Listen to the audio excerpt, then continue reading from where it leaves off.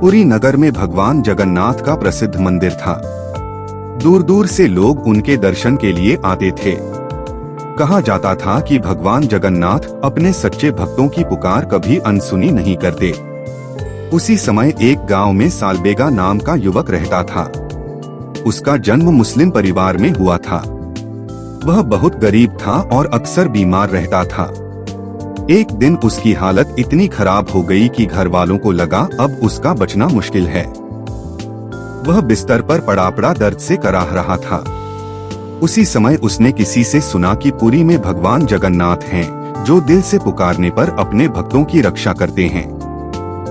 सालबेगा ने भगवान को कभी देखा नहीं था, फिर भी उसने आंखें बंद करके रोते हुए कहा, हे जगन्नाथ भगवान, अगर आप सच्चे भगवान हैं तो इस दुखी प्राणी की रक्षा कीजिए।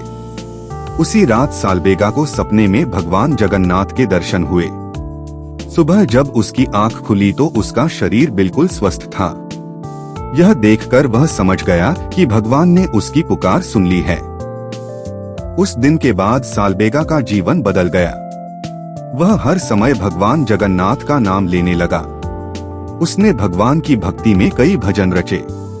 मंदिर में उसे प्रवेश की अनुमति नहीं थी, इसलिए वह मंदिर के बाहर बैठकर ही भगवान का स्मरण करता और भजन गाता रहता था। समय बीत गया। एक वर्ष पुरी में रथ यात्रा का आयोजन हुआ।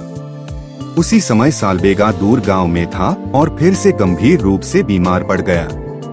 उसे यह सोचकर बहुत दुख हुआ कि वह रथ यात्रा नहीं देख पाएगा। उसने रोते हुए भगवान से कहा, हे प्रभु, क्या मेरे बिना ही आप आगे बढ़ जाएंगे? पुरी में उस दिन एक अद्भुत घटना घटी। भगवान जगन्नाथ का रथ अचानक बीच रास्ते में रुक गया। राजा, सेवक और सैकड़ों लोग मिलकर भी रथ को हिला नहीं सके।